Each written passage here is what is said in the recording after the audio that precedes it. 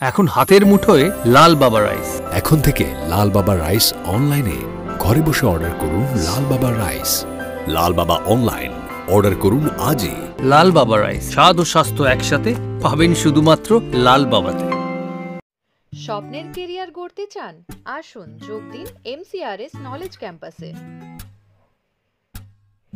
পূর্ব বর্ধমানে অবস্থিত আমাদের ক্যাম্পাসে আমরা অফার করছি নার্সিং ও প্যারামেডিক্যাল কোর্স। সবুজ ঘেরা হাইটেক ক্যাম্পাস, সঙ্গে কলেজ সংলগ্ন অত্যাধুনিক হস্টেল। এখানে অভিজ্ঞ শিক্ষক ও শিক্ষিকারা আপনাকে আধুনিক চিকিৎসা পদ্ধতি ও প্রযুক্তির মাধ্যমে প্রশিক্ষণ দিচ্ছেন। আমাদের কোর্সগুলিতে আপনি পাবেন হাতে কলমে প্রশিক্ষণ এবং প্রয়োজনীয় দক্ষতা অর্জনের সুযোগ। বিশ্বমানের পরিকাঠামো ও সুবিধা আপনার শিক্ষা জীবনকে করবে আরো সুন্দর ও সহজ। আপনার স্বপ্নের ক্যারিয়ার শুরু হোক এইখানে, MCRS নলেজ ক্যাম্পাসে। MCRS নলেজ ক্যাম্পাস, আপনার ভবিষ্যতের পথপ্রদর্শক। নমস্কার, আমি সৈয়দ মুশাররফ আজম। আজ শিক্ষাঙ্গনে আপনাদের সামনে উপস্থিত হয়েছি মুক্ত আবহের চ্যানেল থেকে। অন্যান্য দিনের মতো আমরা আজকেও অবশ্যই শিক্ষা সংক্রান্ত আলোচনা করব, তবে একটু স্বতন্ত্র। আজকে বিষয় একটু স্বতন্ত্র, সাধারণ শিক্ষা নয়। আজকে মাইম শিক্ষা, মাইম প্রশিক্ষণ আজকের বিষয়। তো সেই বিষয়ে আমাদের অত্যন্ত পরিচিত মুখ বর্ধমানের বুকে আলমগীর হবিবুর মণ্ডল। তিনি মাইম প্রশিক্ষণ দিচ্ছেন দীর্ঘদিন ধরে, প্রায় 25 বছর 26 বছর তিনি নিজে শিখছেন এবং শেখাচ্ছেন। 15 বছর ধরে প্রায় শেখাচ্ছেন ছাত্রছাত্রীদের, অনেক ছাত্রছাত্রীকে তৈরি করেছেন। তো সেই আলমগীর হবিবুর মণ্ডল, তাকে আমরা আজ আমাদের স্টুডিওতে পেয়েছি, আমাদের মুক্ত আবহের স্টুডিওতে। আপনারা একটু নূতনত্বের স্বাদ পাবেন অবশ্যই। এবং আজ আমরা তার কাছ থেকে এই মাইম প্রশিক্ষণ সম্পর্কে কিছু জেনে নেব, তার অভিজ্ঞতার কথা শুনব, তার বিভিন্ন ক্ষেত্রে বিচরণের কথা শুনব, তার নিজের শিল্পসত্তার কথা শুনব, কিভাবে ছাত্রছাত্রীদের তিনি এই প্রশিক্ষণ দিচ্ছেন সে সম্পর্কে তিনি আলোকপাত করবেন। আমরা আজকে আমাদের স্টুডিওতে আলমগীর হবিবুর মণ্ডলকে স্বাগত জানাই। নমস্কার। তো আপনি দীর্ঘদিন ধরে 25 বছর ধরে আপনি এই মাইমের সঙ্গে যুক্ত। তো আপনার যিনি গুরু, তিনি অত্যন্ত পরিচিত একজন মুখ। আমি খুব ছোট থেকে তার শিখতাম। অদ্ভুত ধরনের তিনি মুখের অঙ্গভঙ্গি এবং হাত পা নাড়া, আমি খুব উদ্বুদ্ধ হয়েছিলাম তার এই বিভিন্ন শিল্পসত্তা দেখে। বিভিন্ন অনুষ্ঠানে তিনি শিল্পী হিসেবে উপস্থিত থাকছেন। তো বিশ্বনাথ অধিকারী একটাই নাম তখন শোনা যেত। তো ছোট থেকে আমরা বড় পর্যন্ত, এখনও পর্যন্ত তিনি আছেন, বয়স হয়েছে অনেক। তো সম্ভবত ব্যাংকের কর্মী ছিলেন, স্টেট ব্যাংকের। তো তাকে দেখে খুব ভালো লাগতো। আমি বিভিন্ন জায়গায় তার অনুষ্ঠান দেখতে যেতাম। তারপরে আমরা যে তার নিজের হাতে তৈরি একজন ছাত্র, এই আলমগীর হবিবুর মণ্ডল, তো তিনি বর্ধমানের সব ক্ষেত্রে বিশ্বনাথ অধিকারীর পরে একটা নামই এখন কিন্তু শোনা যায়, এই আলমগীরের নাম। তা আলমগীর অত্যন্ত নিষ্ঠার সঙ্গে এই কাজ করে চলেছেন, প্রশিক্ষণ দিয়ে চলেছেন অনেক বাচ্চা বাচ্চা ছেলে মেয়েদের। তো যেটা খুবই কষ্টকর। আমরা জানি নির্বাক ছবির কথা, নির্বাক ছবি প্রথম এসেছিল, তারপরে সবাক ছবি। নির্বাক ছবি খুব কঠিন জিনিস, মানুষকে তার ভাষা বোঝানো, কাহিনী বোঝানো, তার বক্তব্য বোঝানো খুব কঠিন ছিল। তো ক্রমশ তার থেকে নির্বাক থেকে সবাক ছবিতে আমাদের স্থানান্তর ঘটে। সে অনেক বেশ কয়েক যুগ আগের ঘটনা। তো আমরা এই যে মাইম একটা নির্বাক শিল্প, এবং কোনো কথা না বলে যে সুন্দরভাবে মানুষকে বোঝানো যায়, সেই শিল্প কিন্তু আমাদের ক্রমশ আমাদের কাছে জনপ্রিয় হয়ে উঠছে এবং এই শিল্পের যিনি শিল্পী, যিনি প্রশিক্ষক, যিনি শিক্ষক, আমি সেই আলমগীর হবিবুর মঞ্জলকে আজকে আমরা স্টুডিওতে পেয়ে খুব আনন্দিত। তার কাছে প্রথমে জানতে চাইব যে আপনি মাইম প্রশিক্ষণে বা মাইম শিক্ষণে আগ্রহী হলেন কিভাবে? প্রথমেই মুক্ত আবহকে অনেক ধন্যবাদ জানাই এবং এখানে আসতে পেরে আমি খুব আনন্দিত। তো আমার এই মাইমে এসছি মোটামুটি বলতে পারেন 1999 এরকম সময় করে। প্রথম আমি জেলা পরিষদে প্রথম একটা মাইম করি, একটা যীশু খ্রিস্টের উপর হয়েছিল। তখন এই নতুন শিখছি, সেভাবে করতে পারিনি। দর্শকের কিছু জনের মন্তব্য শুনেছিলাম যে যারা বাকিরা ছিলেন তাদের থেকে নাকি আমি একটু দুর্বল। তো তখন দেখলাম যে আমাকে তৈরি করতে হবে নিজেকে। তারপরেই আমি নাটক থিয়েটার থেকে আমি ড্রামা কলেজে আসি, নাটকটাকে আরও জানা। তখনই আমি পেয়ে গেছিলাম আমার স্যার বিশ্বনাথ অধিকারীকে, ওখানে উনি টিচার ছিলেন মৌলিক ড্রামা কলেজ। তো রাষ্ট্রপতি ললিত কোনার। হ্যাঁ, তো ওইখানে আমার ভোকালের একটু সমস্যার জন্য রমাপতি হাজরা উনি বলেন যে তুই এক কাজ কর, তুই থিয়েটারটা থেকে মাইমে চলে যা। তিনি আমাদের মধ্যে আজ নেই, এখন উনি নেই। উনি আমাকে একটা অ্যাডভান্স একটা দিক দেখিয়েছিলেন এবং উনি এটাও বলেছিলেন যে এটা তুই বহুদূর যাবি। আর আরেকজনের নাম করব, তিনি হচ্ছেন শ্যামাপ্রসাদ চৌধুরী। উনি আমাকে গুরু দীক্ষা যেটা বলে, উনি ওই বিশ্বনাথ অধিকারী স্যারের সঙ্গে একটা আলাপ করে দিয়েছিলেন এবং বলেছিলেন এই ছেলেটিকে নিতে হবে। পরবর্তীকালে ওনার সঙ্গে আমি কয়েক বছর অনেকভাবে সহযোগিতা করেন। হ্যাঁ, ওনার কাছে শিখেছি, ওনার টিমে কাজ করেছিলাম। পরবর্তীকালে আমি নিজে আলাদা টিম করি এবং শিক্ষা দিই। তখন থেকে আমার মাইম শুরু। আচ্ছা, তারপর থেকে আপনি উদ্বুদ্ধ হলেন এবং ওই ড্রামা কলেজ থেকেই আপনার শুরু। যাই হোক, আপনি সাধারণ শিক্ষায় কোন কলেজে বা প্রতিষ্ঠানে আপনার অন্তর্ভুক্তি ঘটেছিল? আমি মাইম যদি সাধারণ শিক্ষা, ইন জেনারেল শিক্ষা যেটা। হ্যাঁ, আমি সিএমএসে পড়তাম প্রথমে, তারপরে পরবর্তীকালে রাজ কলেজ থেকে গ্র্যাজুয়েশন কমপ্লিট করি। গ্র্যাজুয়েশন করি আর তারপরে শিক্ষকতা লাইনে চলে এসেছি। আমি একজন প্যারা টিচার, পারাজ হিদালাল বাণী মন্দির স্কুলে।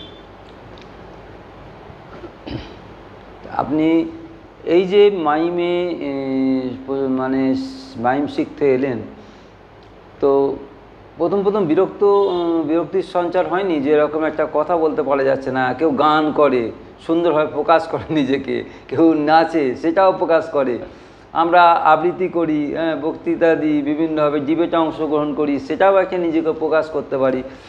কিন্তু এই যে একটা নিজের মধ্যে একটা নিভৃতে কাজ করা এবং মানুষের কাছে কিছু না বলে অনেক কিছু বলা, হ্যাঁ, সহজ কথা যায় না বলা, সহজে রবীন্দ্রনাথ বলেছেন। হ্যাঁ, কিন্তু এইটা যে না বলেও অনেক কিছু বলা যায়, হ্যাঁ, মাইমে। তো একটা ছবি যেমন কিছু বলতে পারে না, কিছু কথা নেই, কিন্তু ছবির মধ্যে অনেক কথা আছে, অনেক কিছু বলার আছে। একটা ছবি দেখে মানুষ একটা অনেক লেখার কাজ করে দেয়। আমরা সাংবাদিকতা করি, তো সেক্ষেত্রে দেখি যে একটা ছবি দিয়ে দিলে, অনেক সময় একটা ক্যাপশন দিয়ে দিলে অনেক কাজ হয়ে যায়। হ্যাঁ, সেরকম ক্ষেত্রে হ্যাঁ মাইম এইটা আপনার কি খুব একটা অসুবিধা প্রথম হয়নি? অসুবিধা হয়নি এই কারণে বলি, যখন ক্লাস 5-6-এ পড়ি তখন এইটা প্রথম আমি দেখেছিলাম যে কথা না বলে কি সুন্দর একটা অভিনয় করা যাচ্ছে। সেটা আমি এবং আমার ভাই আছে জাহাঙ্গীর, দুজন মিলে কোনো একটা গল্প নিয়ে নিজেরাই একটা গল্প তৈরি করতাম এবং সেটাকে অভিনয় করে করতাম। পরবর্তীকালে যখন স্যারের সান্নিধ্যে আসি, ওটাকে আরও ভালোভাবে শিখতে পেলাম এবং আরও ভালোবাসতে পারলাম। আমার পক্ষে সেইখানে আমার কিছু অসুবিধা কিছু হয়নি। আচ্ছা আচ্ছা আচ্ছা আচ্ছা। হ্যাঁ, তো যাই হোক, এই যে আপনি উদ্যোগ নিয়েছেন এবং শেখার ক্ষেত্রে আপনি নিজের ছাত্র অবস্থায় যখন শুধু শিখতেন তখন আপনাকে কোন কোন জায়গায় বিশেষ আপনার মনের মধ্যে একটা আলোড়ন সৃষ্টি করেছিল এবং কোন কোন জায়গায় আপনি অনুষ্ঠান করে বেশ আনন্দ লাভ করেছিলেন, এরকম কিছু যদি দু একটা উদাহরণ দেন। প্রথম হচ্ছে আমরা যখনই শো করতে যাই একটা জায়গা হচ্ছে পাবলিকের রিয়াকশনটা নিতে হয়, যে কীরকম তারা কি করে বোঝেন যে পাবলিকের রিয়াকশনটা ভালো। আমাদের কিছু জায়গা আছে যে জায়গাগুলো যখন ওই কাজটা করি তখন পাবলিকের কাছ থেকে একটা ফিডব্যাক পাচ্ছি, তাদের হাসাহাসি হোক বা হাততালি, পজিটিভ আর নেগেটিভ, কি করে বোঝেন এটা? সেই জায়গাটা যখনই বুঝতে পারি যে বুঝতে পারছে তখন জায়গাটাকে আরো পরিষ্কার হয়ে যায়, সেই জায়গাটা ধরতে পারা যায়, যখন পাবলিক বোঝে। হ্যাঁ ঠিকই, পাবলিক তো সবচেয়ে বড় দর্শক, হ্যাঁ, শ্রোতা, পাঠক, এরাই কিন্তু সবচেয়ে বড় বিচারক। হ্যাঁ, তো যাই হোক, খুবই ভালো লাগছে। তো আপনি এরকম কোনো বিশেষ কোনো জায়গায় আপনার পুরস্কৃত হয়েছেন নাকি হবে?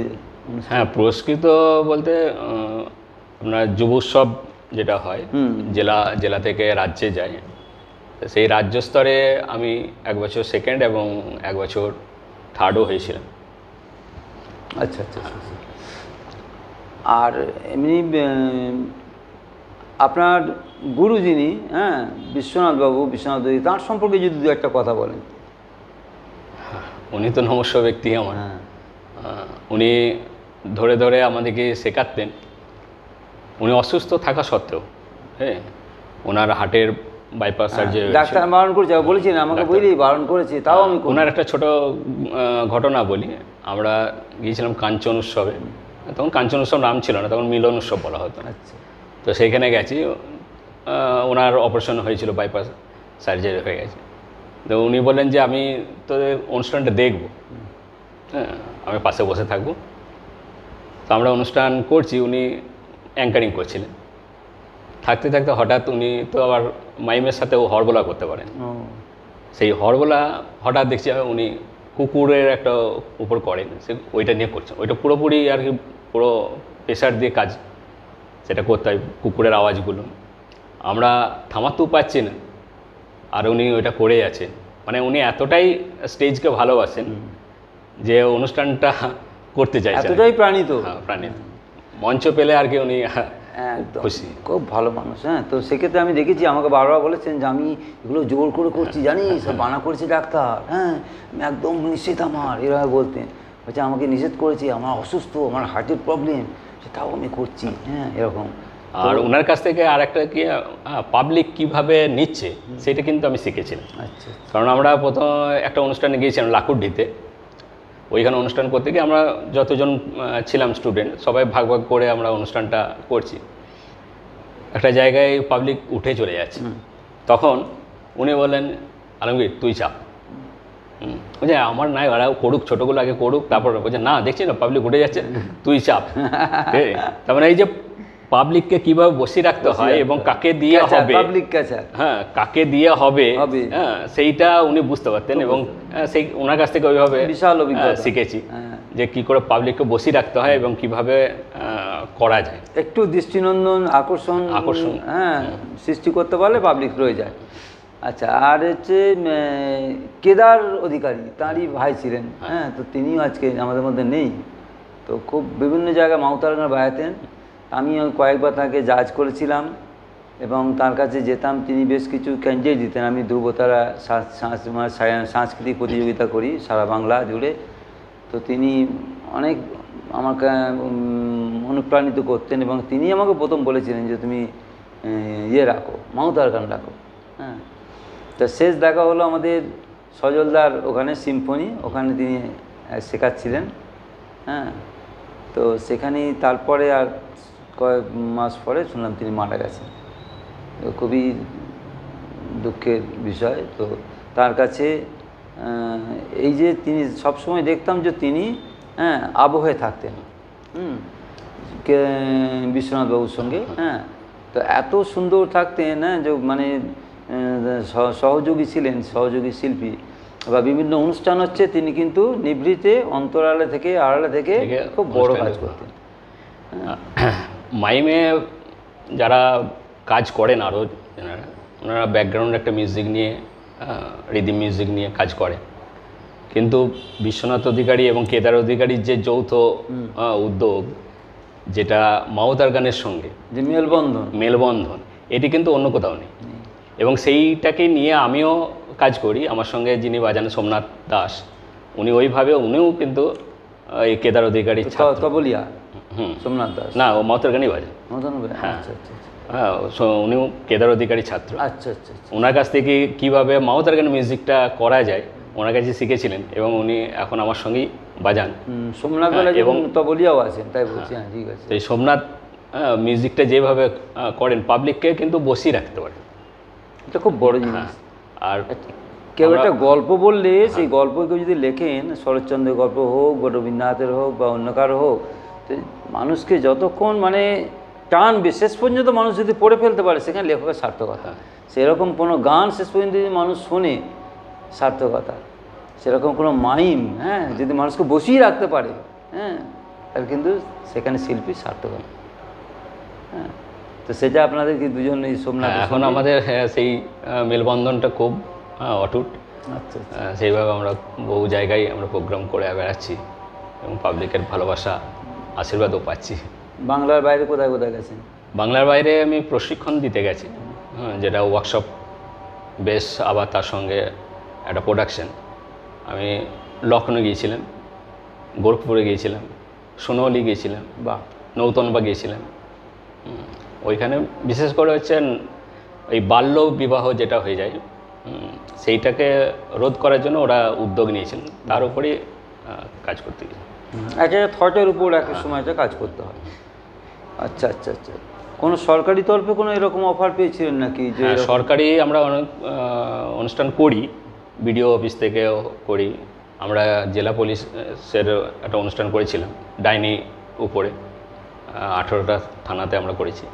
তাছাড়া সেভ ড্রাইভ সেভ লাইফের উপর আমরা পুলিশের প্রোগ্রাম, প্রশাসনের প্রোগ্রাম করেছি। এবং শুধু তাই নয়, সেভ ড্রাইভ সেভ লাইফের যেটা আমরা প্রথম যে শো এবং তার ক্লিপ মাননীয় মুখ্যমন্ত্রী মমতা বন্দ্যোপাধ্যায়ের কাছে গিয়েছিলেন এবং উনি খুব প্রশংসা করেছিলেন। আমাদের বর্ধমানের বুকে এই ধরনের কাজ করছে প্রশাসন, সেটা উনি খুশি হয়েছিলেন খুব।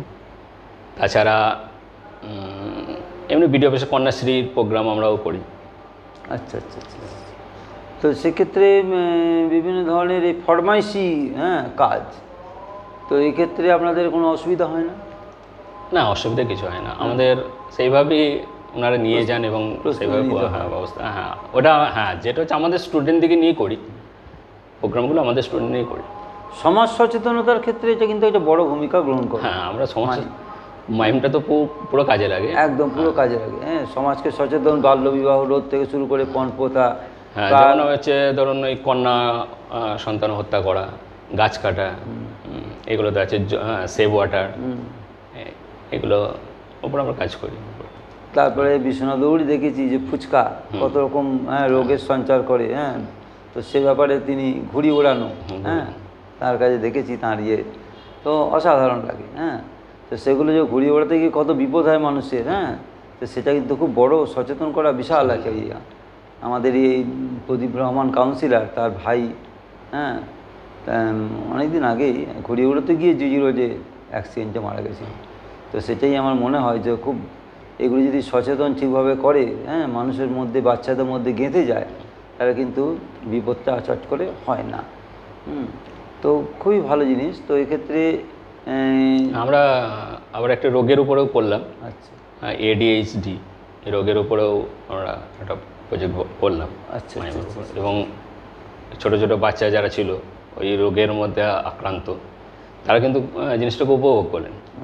শুধু তাই নয়, যেটা হচ্ছে ওই রেল লাইনে যারা বা স্টেশনে ড্রাগ খায়, এই আপনার যেটা কি বলে ডেনরাইট খায়, তাদের তো একটা জায়গায় রেখে তাদের ব্যবস্থা নেওয়া হয়। সেইখানেও আমরা প্রোগ্রাম করেছিলাম ওই ড্রাগ নিয়ে অনুষ্ঠান। তারা কিন্তু খুব জিনিসটাকে উপভোগ করেছিল এবং ওদের যে জায়গা, ওরা যে জিনিসগুলো করে, সেই জিনিসটাই যখন আমি করছি, ওরা কিন্তু ওই জায়গাটা খুব আনন্দ পাচ্ছে এবং উপভোগ করছে ওই জায়গাটা। মানে ওদেরকে সচেতন করতে হবে যে এই জিনিসগুলো করা যাবে না।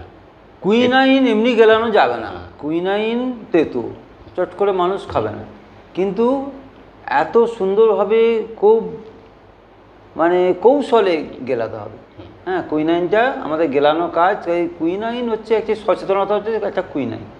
যাদের কাছে সচেতনতার বার্তা দেওয়া যাবে তারা কিন্তু ওই ড্রাগ অ্যাডিক্টেড বা যে কোনো খারাপ কাজের সঙ্গে যুক্ত বা যে কোনো নেশা, হ্যাঁ, তো সেক্ষেত্রে তাদেরকে চট করে তাদেরকে যে প্রথম থেকে শুরু করা হয় জ্ঞান দেওয়া, তারা নেবে না। তাদেরকে কৌশলে মজা করে, হ্যাঁ, চট করে একটা গল্প গাথা ইত্যাদির মাধ্যমে একটা মজা করে একটা সুন্দর করে একটা আবহ তৈরি করে গিলে দিতে হবে। তার মানে চট করে আমাদের বার্তাটা দিয়ে দিতে হবে। প্রথম থেকে বার্তা দিলে মানুষ নেবে না। অনেকেই তো প্রথম হলে ভালোভাবে চলবে, ভালোভাবে খাবে, ভালোভাবে হাঁটবে, এই করবে, কেউ নেবে না। কিন্তু তার মধ্যে গল্পের ছলে সব সুন্দর করে উপস্থাপন করে যদি গিলিয়ে দেওয়া যায়, ঠিক সময় বার্তাটা দিয়ে যায় যখন একদম পুরোপুরি মানে তুঙ্গে, হ্যাঁ, অনুষ্ঠানটা সেই সময়, তো সেটা কিন্তু খুব একটা বড় কাজ করে। হ্যাঁ, আমি এটা দেখেছি অনেক ক্ষেত্রে। হ্যাঁ, যে ভালো কথা মানুষকে বলতে গেলে, হ্যাঁ, সচেতন করতে গেলে মানুষ কিন্তু নেবে না। তাদের গল্পের ছলে কোনো পথসভা, যেমন পথনাটক করা হয়, হ্যাঁ, মজা করে চারদিকে হই হুল্লোড় করে ঝাড়া পিটিয়ে লোক জড়ো হয়ে গেল, হ্যাঁ, গান করা হলো, সব কিছুর মাঝে আস্তে করে দিয়ে দিতে হবে। হ্যাঁ, এটা কিন্তু কৌশল। তো যাই হোক, এটা মাইমের ক্ষেত্রেও এটা খুবই প্রযোজ্য। হ্যাঁ, তো এই পর্যন্ত আপনার কত ছাত্রছাত্রী আপনার কাছে শিখে এরকম? ছাত্র ধরুন আমি বয়স 6 থেকে 17-18 এই বয়সে আমি শেখাই। কারণ বেশিরভাগ ছেলেরাই একটা মাধ্যমিক বা এইচএস যখনই আসে তখন মোটামুটি পড়ার চাপে ছেড়ে দেয়। তো সেই জন্য আমি ঠিক করেছি ওদের ওই সময়টাতেই আমি ওকে যদি শিখিয়ে রাখতে পারি, বাঁশ কাঁচা থাকতেই, হ্যাঁ, ছাঁচ তৈরি করে দিতে পারি, তাহলে পরবর্তীকালে তারা আবার যখন ফ্রি হয়ে যাবে তখন তারা আবার নিজেদের মতো করতে পারবে। আচ্ছা আচ্ছা, আসে শেখে, প্রচুর ছাত্র আমার কাছে শিখেছে। কারণ আমি মোটামুটি 15-16 বছর তো শেখাচ্ছি। এখানে রবীন্দ্র ভবনে শেখাতাম, তখন অজিতবাবু বেঁচে ছিলেন, সেই সময় ওনার সঙ্গে শিখিয়েছি। ড্রামা কলেজেও আমি একটা সময় শিখিয়েছি। এখন আমার গ্রামে শেখায়। আচ্ছা, এখন টাউনে কোথাও সেন্টার নেই? আগামীতে চিন্তা ভাবনা করছি, যদি কেউ ইন্টারেস্ট থাকে শেখাবো। আচ্ছা আচ্ছা আচ্ছা আচ্ছা, হ্যাঁ, এটা তো খুবই ভালো উদ্যোগ। আর মাইম শেখার দরকার আছে, কারণ মাইম হচ্ছে এমন একটি বিষয় যেটা হচ্ছে মাইমটা শুধু তো আমার হাত পা নেড়ে অভিনয় নয়, আমার শরীরের ভাষা, অর্থাৎ শরীরটাকে তৈরি করতে হবে। তাহলে আমি এখানে একটা যোগার ব্যাপার থাকছে। আমাদের মাইম যখন আমি করব তখন আমার শ্বাস প্রশ্বাসের ব্যাপার আছে, আমি কতটা ধরবো কতটা ছাড়বো, তাহলে আমার প্রাণায়ামের ব্যাপারটা আছে। এই সব করতে গিয়ে একটা বডি মুভমেন্ট তৈরি হচ্ছে, হ্যাঁ, ফিজিক্যাল জিনিসটা তৈরি হয়। শুধু তাই না, আমি যখন অনুষ্ঠান করতে যাব সেইখানে অনুষ্ঠানে করা বা পাবলিকের সঙ্গে কন্ট্যাক্টে আসা, সেইখানে আমি একটা স্মার্টনেস তৈরি হয় ছেলেদের। এবং শুধু তাই না, আমার ম্যানেজমেন্ট ব্যাপারটা শেখে। যখন একসঙ্গে গ্রুপ প্রোগ্রাম যাবে, একটা ম্যানেজমেন্টের ব্যাপার আছে, একসঙ্গে যাওয়া আসা, খুব ভালো, একটা বন্ধুত্ব তৈরি হওয়া, এই জিনিসগুলো তৈরি হয়। বন্ধুতার কাজটাও খুব সুন্দর করে, হ্যাঁ, একসঙ্গে থেকে। কারণ আমার ছাত্রদের আমি একটা জিনিস বলি যে তোদের সব শিখিয়ে দেবো, কিন্তু আমি মঞ্চে গিয়ে আমি তোদের কিছু বলবো না, কিছু করবো না। তাহলে তারা গিয়ে প্রথম কাজ হচ্ছে মঞ্চটা দেখে, লাইট কোথায় আছে, লাইট ম্যান কোথায় আছে, মিউজিক কোথায় আছে, মিউজিক কোথায় বসবে সেটা দেখে নেয়, হ্যাঁ, গ্রিন রুম কোথায় আছে সেটা দেখে। এবং শুধু তাই নয়, যেটা হচ্ছে সব থেকে প্রয়োজনীয় জিনিস টয়লেট, একদম সেই টয়লেটটাও দেখে আসে তারা।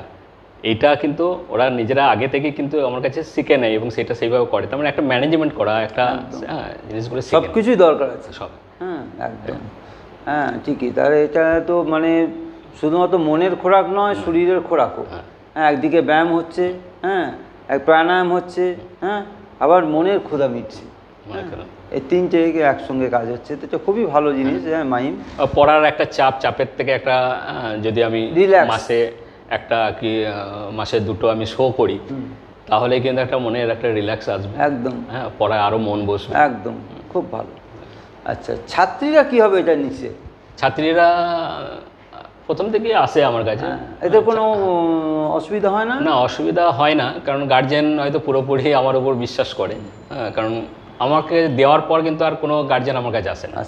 আমি খালি শুধু জানিয়ে দিই যে অমুক জায়গায় প্রোগ্রাম আছে, সেই দিনটা ছেড়ে দিল, আমার সঙ্গে ছেড়ে দেয়। তারা আসে, আবার আমার সঙ্গে তারা বাড়ি একদম। পর্যন্ত পৌঁছে দিই।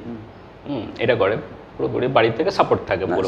শেখার ক্ষেত্রে হ্যাঁ, শেখার এদের ক্ষেত্রে কোনো কি অসুবিধা হয় না একই রকম? না, শেখার ক্ষেত্রে কোনো অসুবিধা তাদের হয় না, কারণ লাভ ঝাঁপ বিভিন্ন ধরনের, হ্যাঁ? না সেইভাবে কিছু হয় না, কারণ তারা সব একসঙ্গেই আমরা ক্লাস করাই।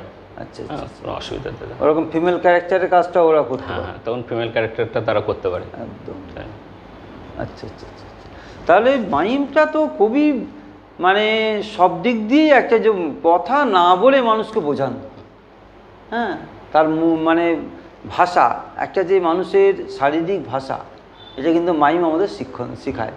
এবং এটা কিন্তু অনেক জায়গায় নীরবে থেকে, সব জায়গাতে আমরা হই হুল্লোড় শুনি এখনকার ডিজের যুগে, হ্যাঁ, ডিজে কেন্দ্রিক যুগে মানুষ এত বেশি কানের মানে দূষণ ঘটাচ্ছে, হ্যাঁ, শব্দ দূষণ, বায়ু দূষণ, হ্যাঁ, সব দিকেই দূষণ। তো এই অবস্থার মধ্যে মাইম একটা নির্বাক, একদম পুরো অপোজিট, বিপরীতে, হ্যাঁ, কাজ করে চলেছে। এটা কিন্তু খুব উপযোগী। এই যে পুজো আসছে, হ্যাঁ, বিসর্জনের বাজনাতে আমাদের মহরম গেল, এখানেও কোনো জায়গায় ডিজের বাদ নেই, একসঙ্গে বেশ কয়েকটা ডিজে। তো এগুলো মানুষকে কিন্তু প্রচণ্ডভাবে, বিশেষ করে অসুস্থ মানুষ, বয়স্ক মানুষ, হ্যাঁ, এদের খুবই একটা চিন্তার উদ্বেগ করে, হ্যাঁ, আর সুস্থ মানুষ অসুস্থ হয়ে পড়ে, হ্যাঁ, এমন অবস্থা হয়। ক্ষণিকের জন্য হয়তো আমরা অনেকে আনন্দ পাই, কিন্তু সার্বিকভাবে এটা কিন্তু ক্ষতি করছে বিভিন্নভাবে।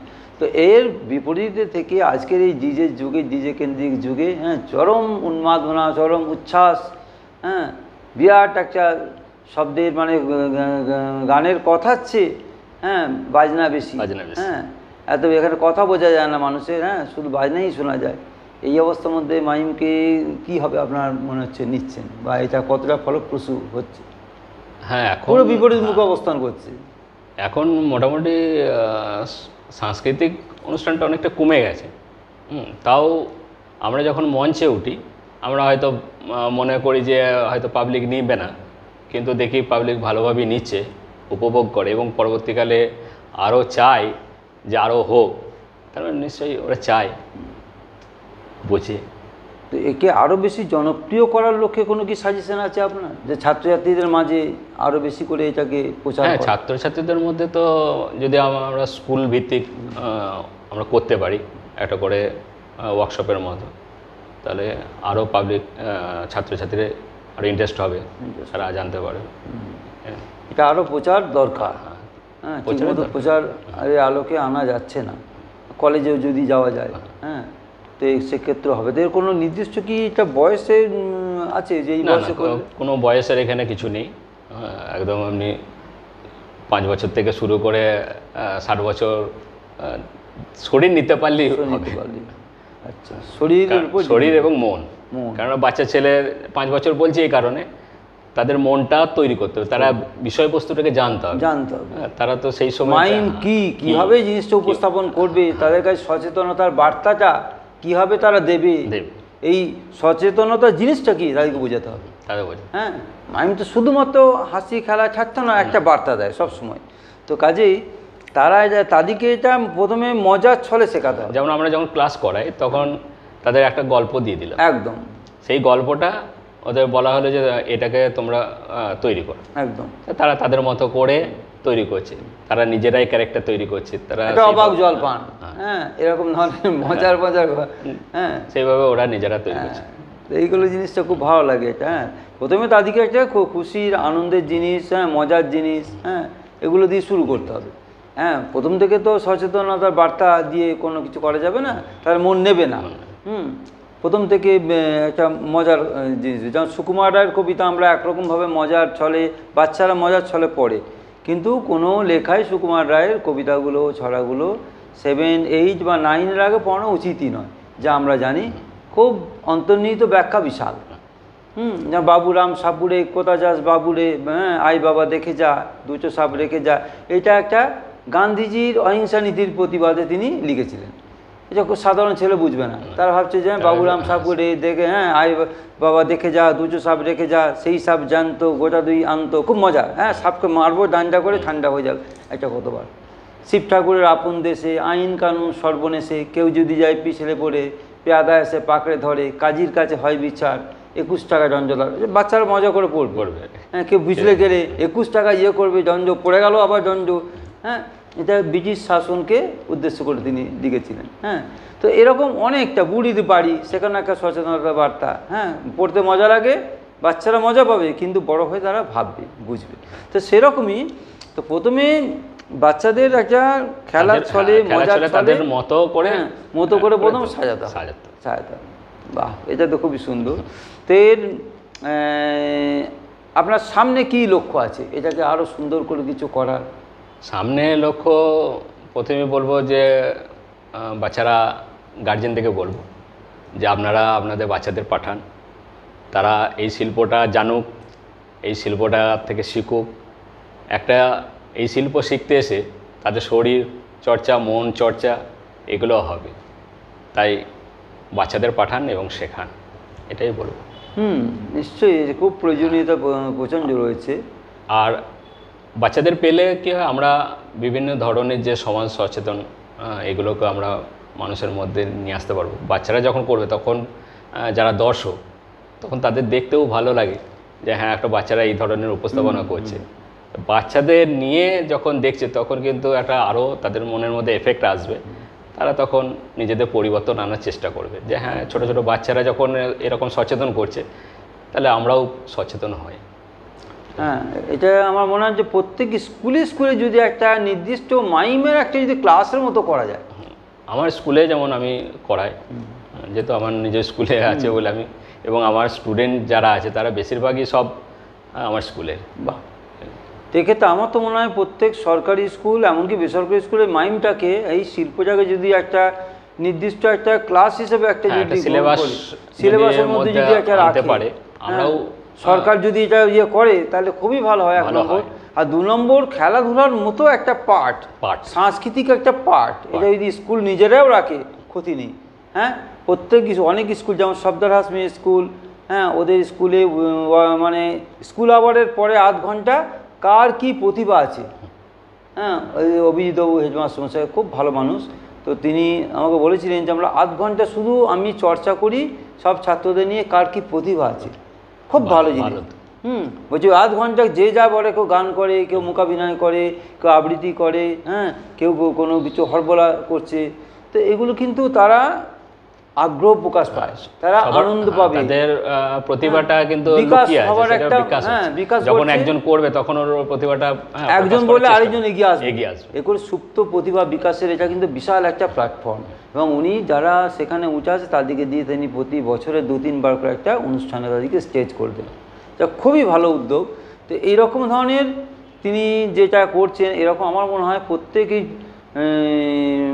মাইমটাকে যদি একটু নিয়ে অন্তত সপ্তাহে 1 দিন, বেশি না, সপ্তাহে 1 দিন অন্তত মাইম চর্চা হোক। এবার ছাত্ররা, আপনি হয়তো শিক্ষক হিসেবে গেলেন বিভিন্ন জায়গায়, 1 দিন করে ট্রেনিং দিয়ে এলেন, এবার ছাত্ররা যেখানে তারা একটু এক্সপার্ট, একটু ভালো অভিজ্ঞ, ভালো বুঝতে পারবে, হ্যাঁ, তো তাদের মধ্যে যারা একটু সচেতন, হ্যাঁ, এই ব্যাপারে একটুখানি আগ্রহ বেশি, হ্যাঁ, তো তাদের কাছে ইন্টারেস্টেড বেশি, তারা আবার শেখাবে। হ্যাঁ, আমি অনেক স্কুলে ওইভাবে গেছি, তাদের ওইভাবে শেখাতে নয়, কিন্তু ওনাদের প্রোগ্রামে তাদের বাচ্চাদের নিয়েই তৈরি করে দেবেন, তারা শো করলো, সেভাবে বিভিন্ন স্কুলে গেছি। হ্যাঁ, এটা তো কলেজেও গেছি। হ্যাঁ, আমি জামালপুর কলেজে করেছিলাম সে বোর্ডের উপর। বাহ, হ্যাঁ। তো যাই হোক, এটা কিন্তু আমার মনে হয় যে প্রত্যেক স্কুলে যদি একটুখানি মানে তাদের পাঠ্যসূচির মধ্যে একটা রাখে, হ্যাঁ, যে ফিজিক্যাল এডুকেশন রাখছে, তারা নাটক রাখছে, তারা গান রাখছে, হ্যাঁ, আবৃত্তি রাখছে, মাইমটাও রাখুক, মাইমও উঠে আসুক। তো নির্বাক আমারও আগামী একটা চিন্তাভাবনা আছে, যদি আমি স্কুলে একটা ওইরকম ধরনের অনুষ্ঠান করতে পারি বাচ্চাদের নিয়ে ওয়ার্কশপের মতো করে, তাহলে আরও বাচ্চা এগিয়ে আসবে। এটা একটা চিন্তাভাবনা আমার আছে, কিন্তু সময়ের জন্য হয়ে উঠছে না। হ্যাঁ, নতুন প্রজন্মের কাছে থেকে টিকিয়ে রাখতে হবে, যাতে হারিয়ে না যায় শিল্পটা।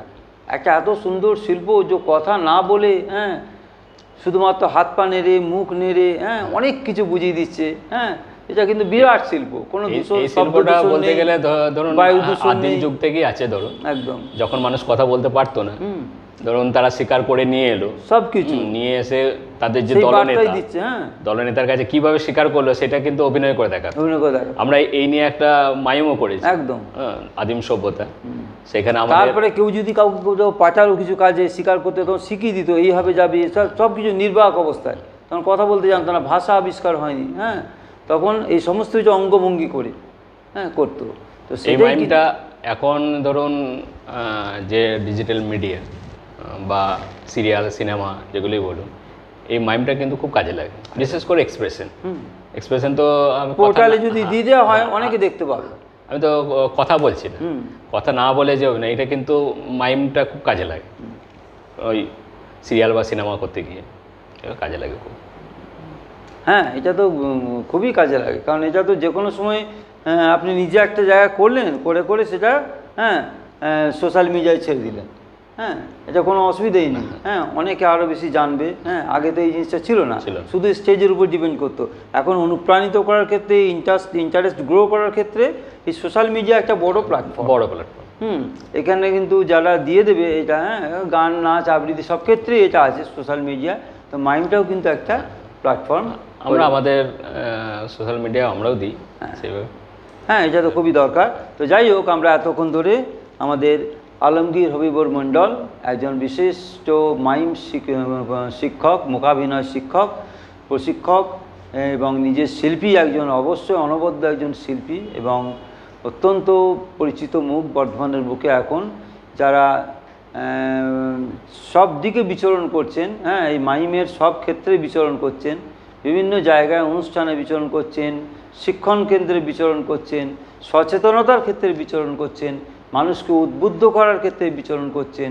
হ্যাঁ, মানুষকে ভালোবাসার ক্ষেত্রে হ্যাঁ উদ্বুদ্ধ করছেন মাইমের মাধ্যমে, এবং একটা বিনোদনের বিশাল একটা পার্ট, একটা সচেতনতার একটা বিরাট একটা পার্ট, একটা অংশ। তো এটা কিন্তু মাইম বা মূকাভিনয়, সেই শিল্পী, সেই প্রশিক্ষক আমরা এতক্ষণ কথা বললাম আলমগীর হবিবুর মণ্ডলের কাছে।